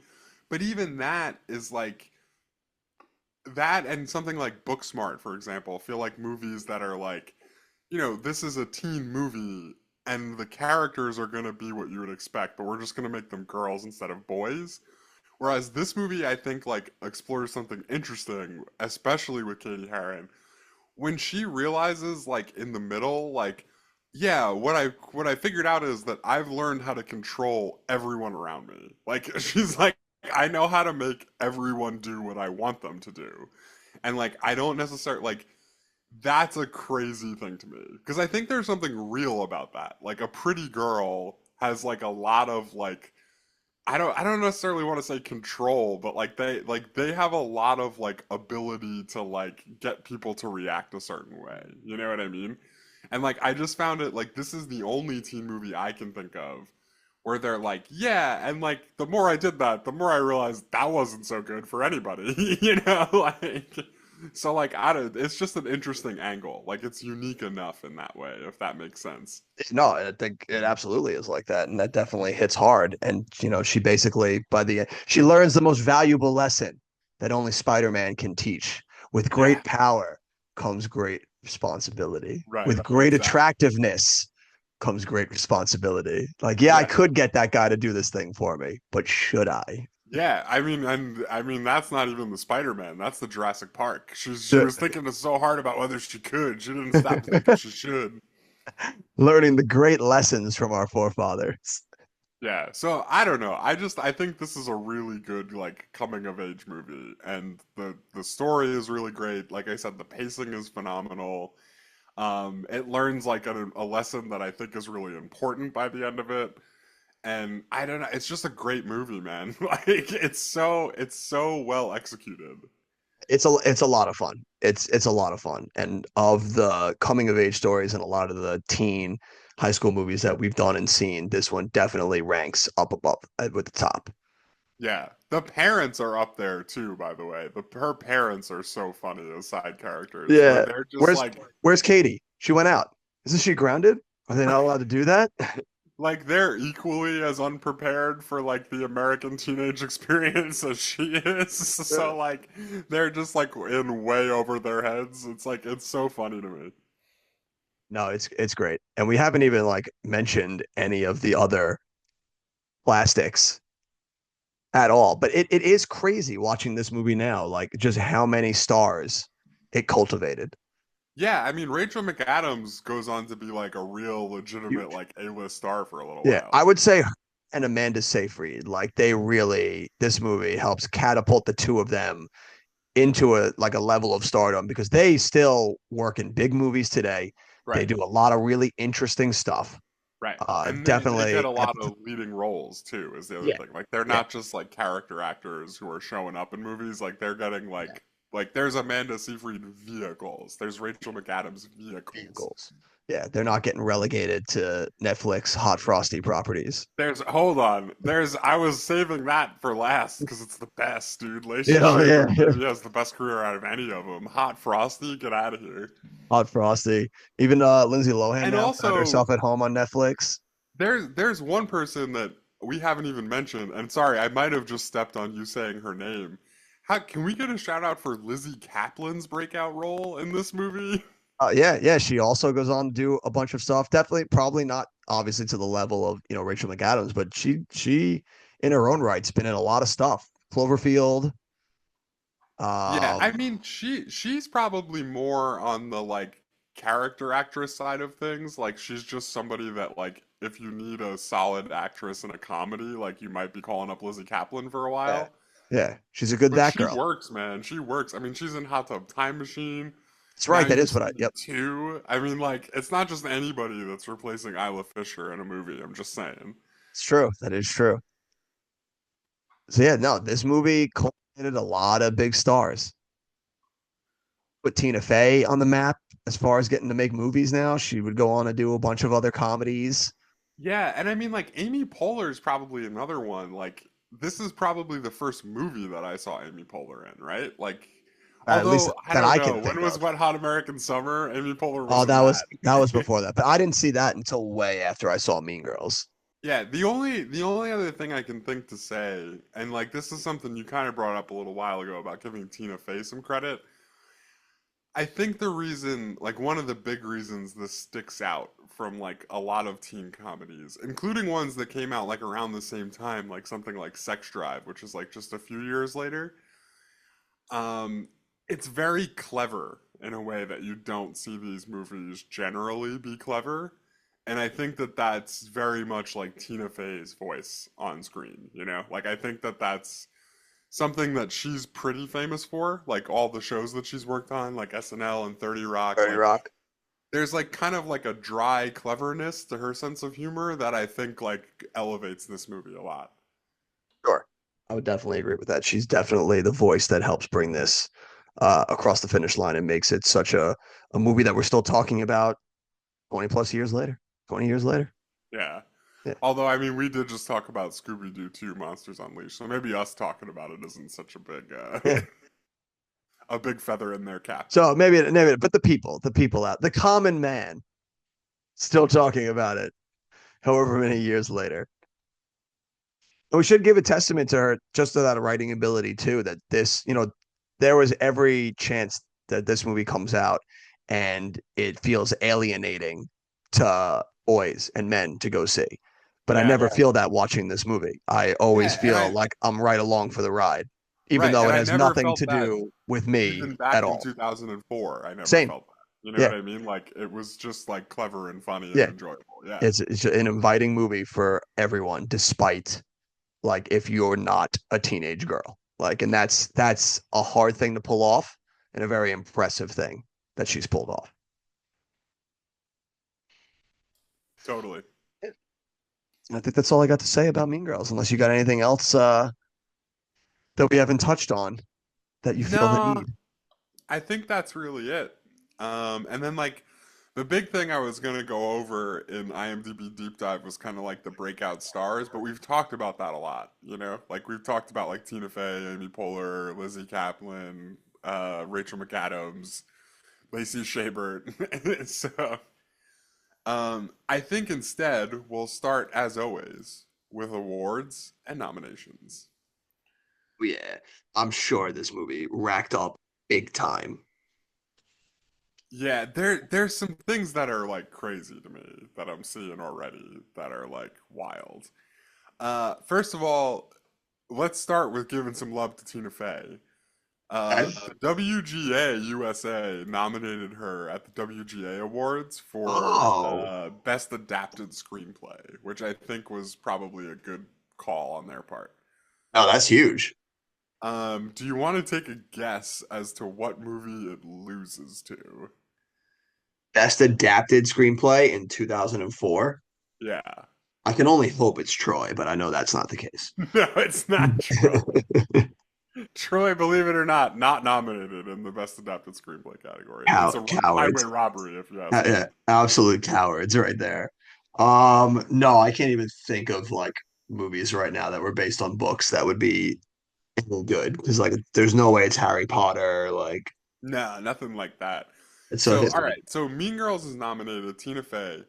Uh, these are just the nominees, and then I think we'll do the winner last. Some other notable movies in here. One that I know you love, Before Sunset. Elliot, how is that adapted? Oh, because it's based on from the first movie. Right. Yeah. Sequels, I think, are just like always adaptations of these things. Yeah. Sure. Okay. Million Dollar Baby. Paul Nice. All Haggis. right. Paul Haggis gets nominated for Million Dollar Baby. Yeah. The Motorcycle Diaries, Never heard of it. which I think is like based on a book. Well, it would have to be, wouldn't it? No, I mean we literally just talked about a movie that was based on another movie. Like, what do you mean it would have to be? Uh, The Motorcycle Diaries isn't a sequel. Not that you know of, sir. All Obviously, right. you haven't read the Bicycle Diaries. It's the Tricycle Diaries, the prequel. Yeah. And then the ultimate winner, Alexander Payne and Jim Taylor for Sideways. I never would have got that in a million years. Yeah, I didn't think so. After I asked, I was like, oh, this might actually be way harder than I thought it was. You could have given me 17,000 guesses. I'm trying to go through. Yeah, that's fair. I mean, yeah, that would have been a tough one to get. I didn't even realize Sideways was an adaptation either. Neither did I. But then again, I don't spend a lot of time thinking about Sideways. So That's fair, yeah. I'm just looking really quick to see if there's anything else we need to do before we get into the MTV and Teen Choice see Awards. the big stuff, the big So, tailor-made production, all right, MTV. let's get down to the MTV Movie Awards. Yeah, get down to brass. It's gonna be nominated in the Best Female Performance category. This is interesting. Uma Thurman's nominated here for Kill Bill Volume 2. Oh yeah. Hilary Swank for Million Dollar Baby. Rachel McAdams, another breakout for this year, The Notebook, Oh yeah. Big year for Rachel McAdams. for sure. Natalie Portman as everybody's favorite Manic Pixie Dream Girl in Garden State. And then Lindsay Lohan is going to be the ultimate winner for Best Female Performance. Mean Girls. For Mean Girls, yeah, of course. Dude, the MTV just striking hot. Kill Bill? Nah, not for us. $1 Million Baby? Give it to the Oscars. We're taking Yeah, Lindsay we don't Lohan. need Hillary Swank around these parts. There was what was the other one? I just said it. There was like another great one. Oh yeah, Natalie Portman, Corbett. Garden State. Garden Not State. one of these things is not like the other. Sorry, Yeah. Natalie Portman. Uh, Best on-screen team. This may be the peak of this award all time, in my Okay. opinion. All right, let's hear it. So we have nominated The Incredibles, Craig T. Nelson, Holly Hunter, Spencer Fox, and Sarah Vowell. I'm assuming those are all the people who play literally The Incredibles, right? Great team up right there. Uh, John Cho and Cal Penn for Harold and Kumar Go to White Castle. Absolutely. Uh, Absolutely. the Dodgeball team for Dodgeball, a true underdog story. The Average Joe's Gym. Collection of people right here. Let's go. Right, with including such legends as Stephen Root and Alan Tudyk, who we've talked about both of those people on this show before, I believe. Yes, we have. Christine Taylor's in there, Vince Vaughn. Anchorman, The Legend of Ron Burgundy, for Will Ferrell, Paul Rudd, Steve Carell, and David Cockner. Yeah, this might be the peak of team ups. Like Right, like these are some like all time team ups. every team up gets better than the last. Right, and then the ultimate winner, the Plastics from Mean Girls, Lindsay Lohan, Rachel McAdams, Lacey Chabert, and Insane. Amanda Seyfried. The Incredibles, give it to the Oscars. We don't need it. Yeah, right. Forget about those guys. Although, like, I don't know. I think that you could make the argument, like, because like Lindsay Lohan is kind of a star at this point, but this is even Lindsay Lohan's breakout role in a lot of ways. Like, this is like her most famous, most popular movie so far in her career. And then you talk about how this is like, I'm pretty sure this is Amanda Seyfried's first movie. If it's not Rachel McAdams' first movie, it's pretty damn near her first movie. And then same thing for Lacey Chabert. Like, it's just crazy to me that all four of those people were in this movie. And like, I really think that those four people being in it at this specific time is what makes it as good as it is, you know? Lightning in a bottle moment. Right, exactly. So like, I think this might be the peak of Mean Girls in the award season, is beating out all of these other teams. Beating out these epic team ups. Right, exactly. Rachel McAdams is also going to be nominated for Best Villain. Okay, that tracks. She wins, right? What? She doesn't win, right? No, she doesn't win. I think it's No way. questionable whether she should win. Let's hear it. Alfred Molina is nominated for Spider-Man 2, which Yes. he might have to be the winner, honestly. Like, I don't know how do you can not? beat him. How do you not? Jim Carrey from A Series of Unfortunate Events. Sure. Tom Cruise from Collateral gets an Dude, MTV nice. movie nod. Like And what? then the ultimate winner, Ben Stiller from Dodgeball. Which also, okay, I can see it. Like, all right, like fair, all right, fine. But like better than Alfred Molina, like come on. Come on. Yeah, probably not. And then we've got Rachel McAdams is also nominated in Breakthrough Female Performance. Assuming they're giving her the duel. No, it's not the Really? duel. It just says Mean Girls here. I was expecting the Wow. same thing when I saw The Notebook earlier, but Wow.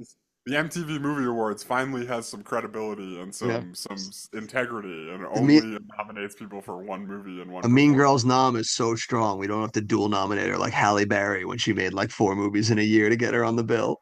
Right. And there is some interesting ones in here. So also nominated Emmy Rossum for The Day After Tomorrow, Ice. which this is like before by a pretty good margin, like when she's like the star of what's that William H. Macy show called? Shameless? Shameless. Yeah, this is before Shameless. Um Bryce Dallas Howard from The Village. Nice.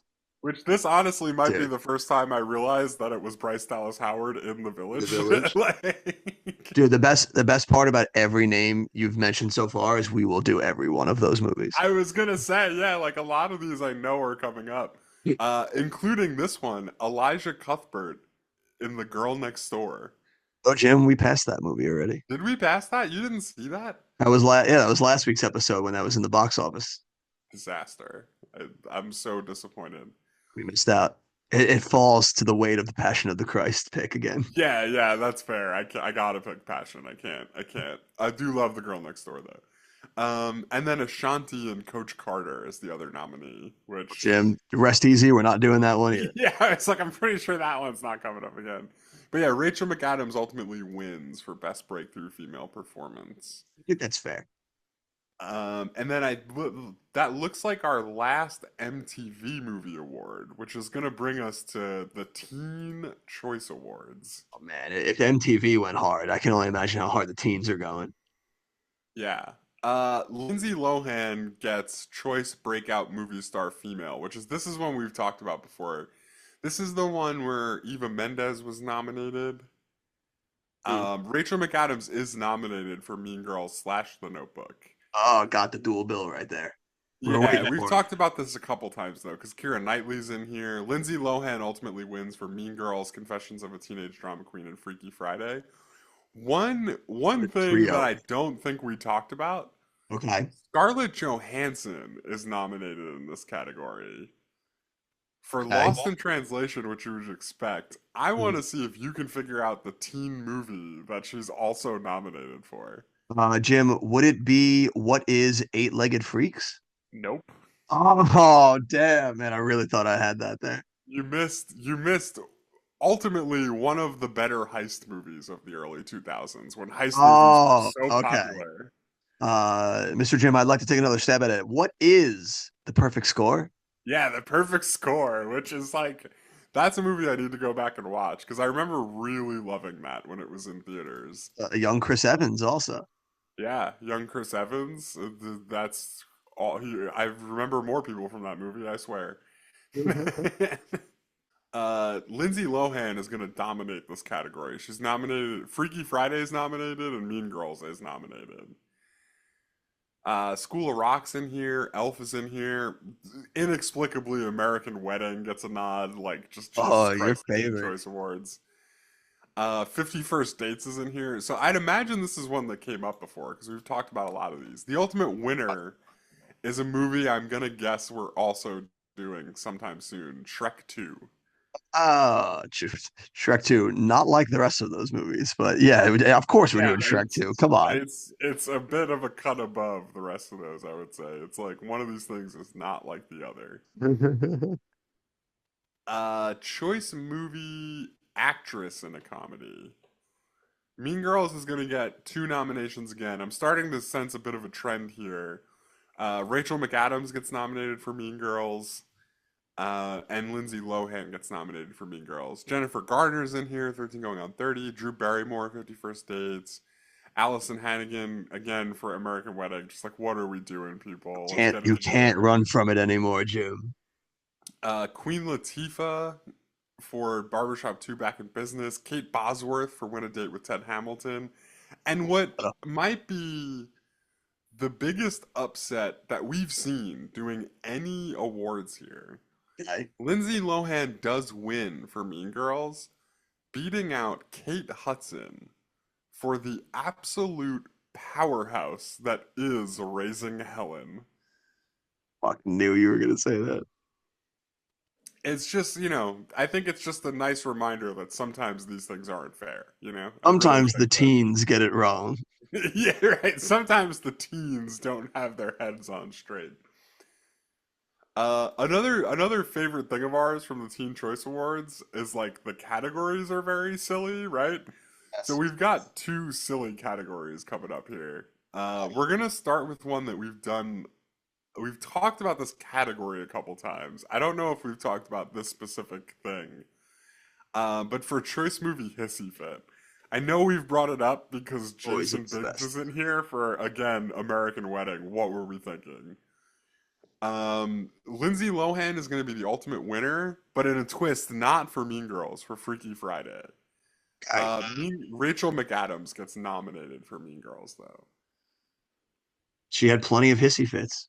She did, yeah, she If you're did. eating those Which, like, calcine bars, yeah, I was gonna say we should have talked more about this earlier, but like the absolute like downward spiral that Rachel McAdams goes on in the middle of this movie is so funny. Like when they go to like try on her dress at the 135 store, and she's like She's not. like, you could try the Gap next door.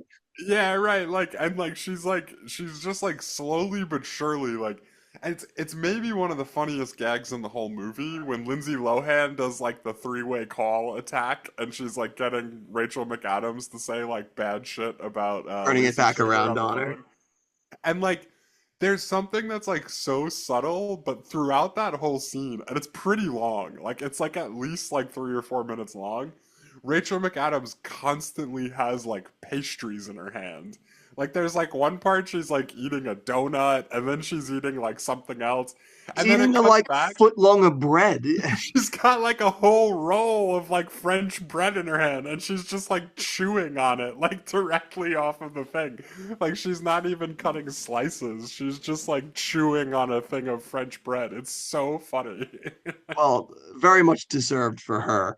Because one other thing that we should have mentioned before is Yeah. quite possibly one of the most insane villainous acts I've seen someone do in their life Yeah. was when they're at the mall and they spot Lacey Chabert's boy macking on Oh, another girl, and Regina George decides to call her mom and pretend to be Planned Parenthood. yeah. And like it's so funny because like of how much like when they're like caller ID and she's like not if you go through information, it's like how many times have you done You've done this? this. Like Like this is holy not the shit, first time she's done this. you've really looked into this. Yeah, and then let's keep going here. She like Lindsay Lohan wins for Hissy Fit for another movie. I've fallen into the trap of not hitting see more. There is so many more Teen Choice Awards upcoming Oh my here. God. Like, there is so many more. Choice movie Blush. Like what the I don't know what that means. I teens? don't Like know. teens, what are we doing, teens? I don't understand what that category means. Like if you had your best guess, like I, what is I that? couldn't. I could like when they get like bashful, like they get rosy in the cheeks. Do you think that's what it's like literally somebody blushing in a movie? I don't Like know because what could the other context be? is it like a makeup award? Like like she had the best blush. Their version of best makeup. Who put on the best rouge? Yeah, right. Um, and then yeah, I mean, like again, I don't really know what it means, but it's another one where both Rachel McAdams and Lindsay Lohan are nominated. Uh, the Elson twins get nominated for New York Minute. So is there a scene where they both blush? Like I don't know. Like I, it's so confusing to me. I don't know, Jim. I've given up all hope. Yeah, and then I mean, like, there's a bunch of other movies we've talked about in here. Lindsay Lohan eventually wins. And like it's nominated for hold on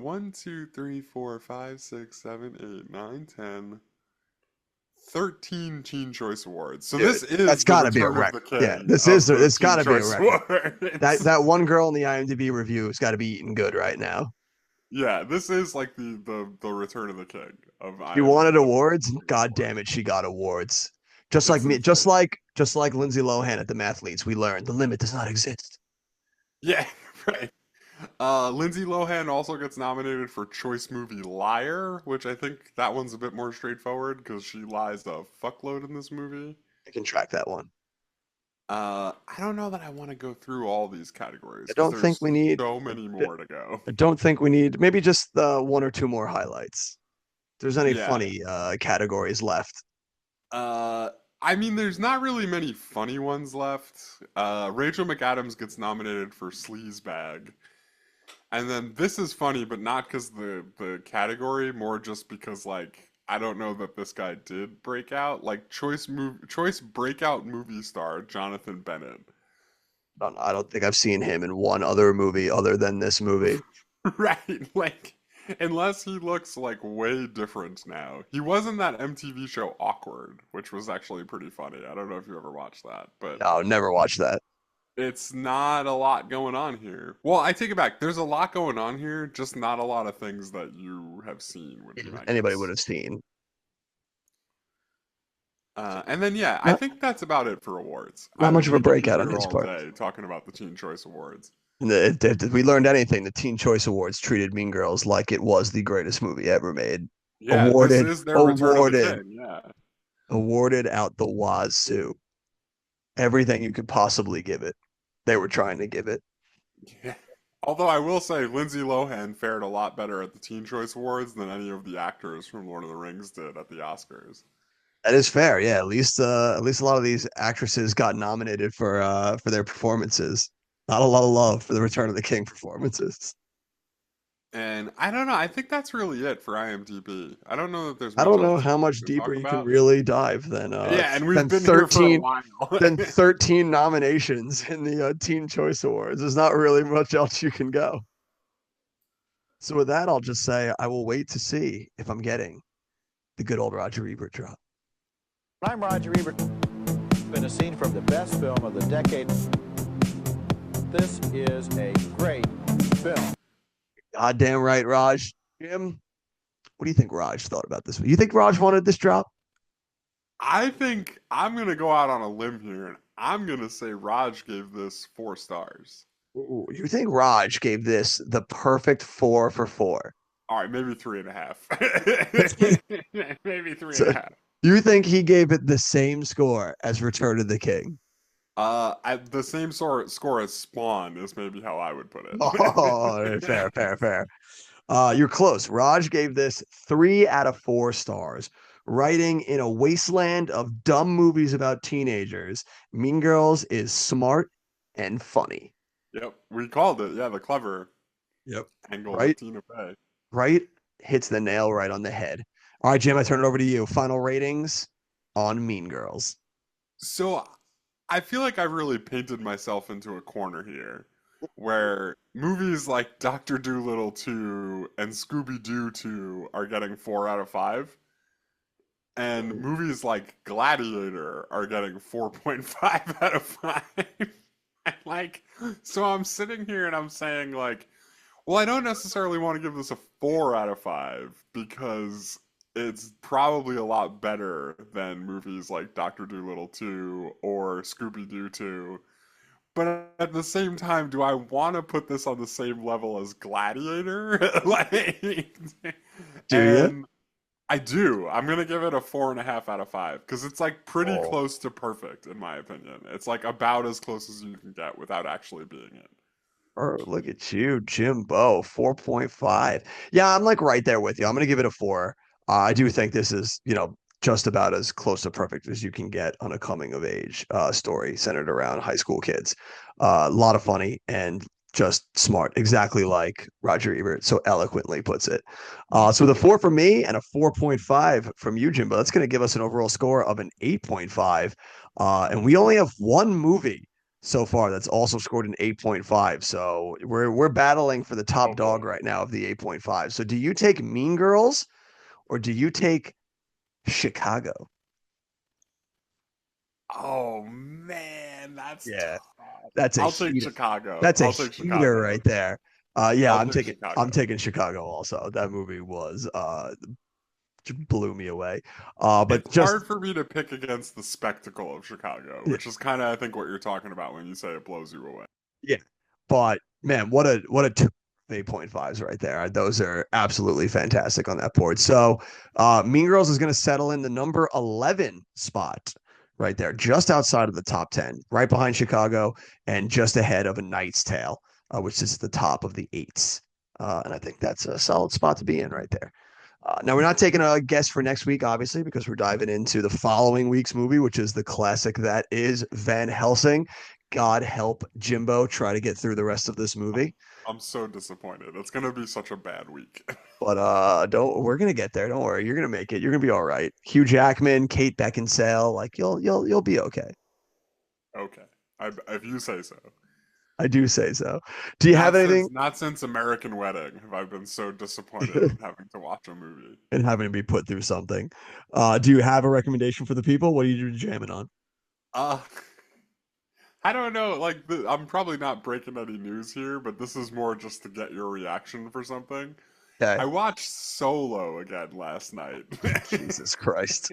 And like I'm not gonna lie, that movie kind of goes off the rails in the second half, but like the first like 45 minutes are really fucking great.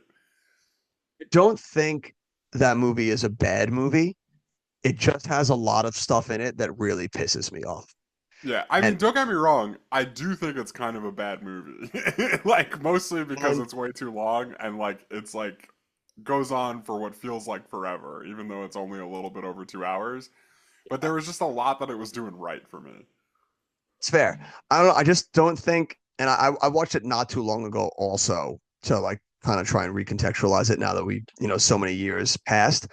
And I still just what completely ruins me sticking with the movie is them naming him. I hated it I, then. I hate it now. I I will always hate it because it's so fucking stupid. Yeah, I sent it to Alyssa because I watched it with her yesterday. Yeah. And I was like, yeah, I'll watch that. But like, I just want you to know there's like a moment that I'm gonna be really mad and angry at. Like, and that was like, she was like, well, what is it? I'm like, I'm not gonna tell you. Like, I'll let you know like before it's about to happen. And when that guy, like, I really hate that part. Like, I really, really, really, really hate it. It's so People. dumb. No people, huh? Han Solo. Solo. It's like I'll Like, fucking like you want to talk about one star people like threatening to kill, like yeah, right. That's the might be the moment. closest I've ever come to being like, I'll take lives. Because, like, what reasonable person hears somebody say that to them and is like, you know what? That's what I'm calling myself forever now. That's gonna be my Like, name for the rest of my life. Like, yeah, it like, doesn't who's make you like, you seem know what? You nailed it. I am adopting that. It's so dumb. If anybody said that to me, I would be like, jump off of a bridge. Like, don't ever talk to me it's again. so dumb. And it's something that's just so unnecessary because it's like I don't need to know why his name is Han Solo. It's just his Right. fucking name. Yeah, and I mean, like, his name is Han Solo because it's like a really on the nose way to name that character in the original movie. But Yeah. like, you don't need to You don't with need to all that paint the said, I picture. realize it's just a good name for George Lucas to give a outlaw like only out for himself guy. You don't need to justify it by like having somebody like make that up on the fly. God, I hate it so much. I hate that so much. And I just can never bounce back from after that part because I hate it so much. Yeah, Donald Glover as Lando Calrissian though. I'll take it 10 times out of 10. It's so good. Yeah, absolutely. He fantastic. So there's chunks of good stuff in there, but Yeah. Oh, the best part though, hands down, is when they put Han Solo in the prison cell for Chewbacca to kill him, and they're like, "Hey, you're killing him too fast. Kill him slower." It's like it gets me every time, dude. It's so funny. so dumb. What about you? Any recommendations? What have you been watching on? So the last thing I just went and saw in theaters with Ryan, we caught Steven Soderbergh's new movie Presence. Is Oh, a ghost story where the camera is the POV of the ghost. oh, Yeah. So it's kind of like I liked it and I didn't like it. So I thought the yeah. It sounds story like kind of gimmicky. exactly. So I didn't like it so much because it felt very gimmicky, doing it as the POV of the ghost. And then every time, like for a passage of time, it just cuts to black. And that got really old after a while. But it's lean. It's only 85 minutes. The family drama that's going on in the house is actually really solid and interesting. And I've always enjoyed Steven Soderbergh as a filmmaker. So even despite that feeling like a gimmick, it doesn't feel as bad because he is such a good director. Well, the more I'm hearing you talk about it though, is it like the ghost is haunting them, or is it like the ghost is just stuck there and can't help but to like watch this stupid shit that this family's going through and like they don't really Ghost, know what's going on necessarily? so the ghost is like a voyeur who attaches himself onto the daughter because the daughter is going through the loss of two friends that OD'd. So the Okay. ghost kind of attaches itself to her. And as like more and more tension builds up in the household and it's building to like the crux of the story, the ghost tries to interact with the real world to help the girl. Okay. It's pitched as a horror. Like the trailers were pitching it like it's a horror movie, but it's not a Right, right, horror movie whatsoever. It's more right. just like a existential drama that has a ghost in it. Yeah, but it's enough, it's like close enough to horror where of course they're gonna market it that way because they want a bunch of horror fans to go To see go it see it. and Yeah, then exactly. be And I mean, ultimately honestly, disappointed and they'll be like, "Well, we already got your yeah, 12.50, sir, so fuck we already off." got your money. Although, like having watched it, I don't know how you market that movie. Like it is a tough sell. Yeah, yeah. But it was enjoyable. I recommend still seeing it despite my grievances with the way that it's filmed and it feeling gimmicky. I've always been kind of like not fans of gimmicky movies, like first person point of view movies. What about the point of view of a single room? Are you excited for that movie? I think it's Robert Zemeckis, right? Well, that came out already here. Oh yeah, yeah. Yeah, Did it come yeah, out? Was it yeah. any good? Did That you came see out in it? November. That movie is insane. Like Interesting. insane. It's absurd. I Because bet. like Yeah, they build it like it's like a sweet saccharine movie because like Robert Zemeckis loves that like sugary coated like sure. sentimentality. Yeah. And but throughout the movie, the whole underlying like theme of the movie is that you should give up on your dreams because they'll never come true. Oh fuck. Yeah.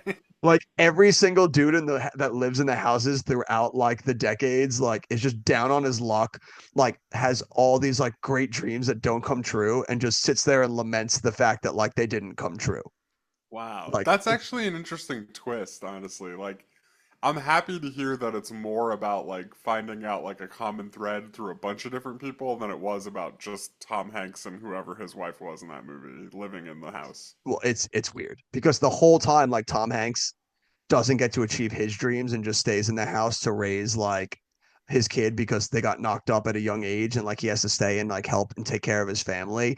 So there's Yeah. this huge like underbelly of just like the fact that everyone who lives in this house doesn't get to achieve anything of what they tried to in their lives. But then at the end, like the wife gets dementia and doesn't remember anything. And Tom Hanks just brings her in one day and he goes, "Look around. Do you remember this? This was our home. We lived here." And it's like, Jesus, dude, like it's like I don't know if this is as happy as you want it to be. I was kind of hoping it would be like a 51st dates thing where at the end his wife gets dementia and he's like, but guess what? We did it. I did my dream, lady. Like if you believe it, then it It's happens. got a reminder of every day the greatness that happened in this house. And if these four walls could talk. Yeah, yeah. Yeah, no, that movie that movie's also absurd, but you should watch that movie too because it is. I think it actually just came to Netflix. I'm pretty sure it dropped on Netflix. Oh yeah, I'll Yeah, probably give it a yeah, watch today then. I'll yeah. give it That's what a good. shot. So look and see if that one dropped because I remember seeing a thumbnail for it saying that it was coming soon, but I don't remember what the date was. So it might like be on Netflix now. So a lot of interesting If not movies. now, it sounds like it's like upcoming though, so I'll keep an eye out for it. No, but when I saw like it could have been a few weeks ago that I saw that thumbnail, so it's possible that it's now on Netflix. All right, let's see. Let's see. Let's get the street date. Do you have it? Do you have the street date? Yeah, watch now, Netflix. It's on there. There we go. See, so I saw it long enough ago that it's already on there now. So there you go. Go watch that, and then you can go to the theaters and see Presents. A lot of interesting No, movies to go if I check go to out. the movies, I'm gonna see Companion, dude. I'm not seeing some dumb Oh yeah, ghost I'm movie gonna with see that. presents. I'm I'm seeing gonna see that Companion. during the week now. I'm gonna check out Companions. That'll probably be on next week's episode that we'll recommend Yeah, Companion to you. Companion is my kind of horror movie, dude. Like psychological and like about like crazy power dynamics and all that stuff. Like that's what I'm into for sure. That looks good. But whatever you're checking out there in the world, make sure to check out all these good movies. Form your opinions for yourselves because we're just two guys here giving you our thoughts. Make sure you join us next week when we dive into the absolute classic, Jim. I'm calling it classic. That is Van Helsing. And as always, How dare you? we'll see you at the movies.